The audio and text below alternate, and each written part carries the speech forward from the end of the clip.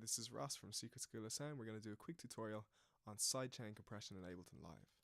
So it sounds a bit like this.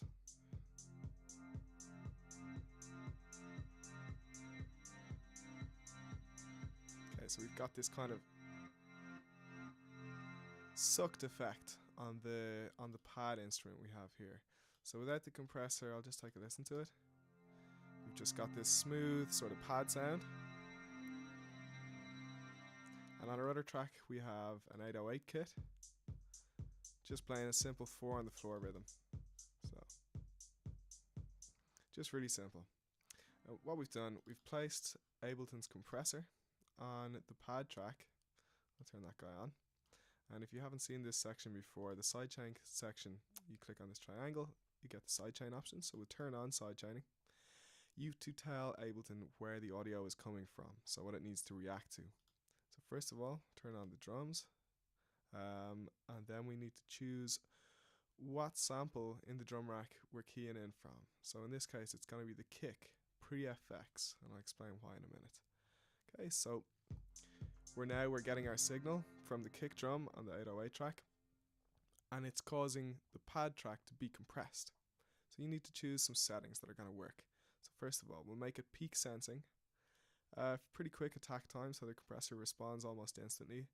Then our release time, that's important. That tells us how long it's going to take the compressor to return to full volume. Sorry, the pad to return to full volume.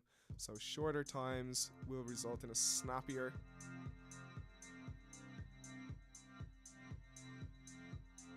Somewhere around 70 milliseconds. When we're at around 120 BPM, somewhere around 70 seems to be working for these settings right now.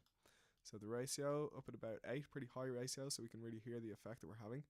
Then the threshold, you need to balance the threshold and the ratio together to try and achieve the amount of compression you're looking for. So if we start high, we hear nothing. Then as we lower the threshold,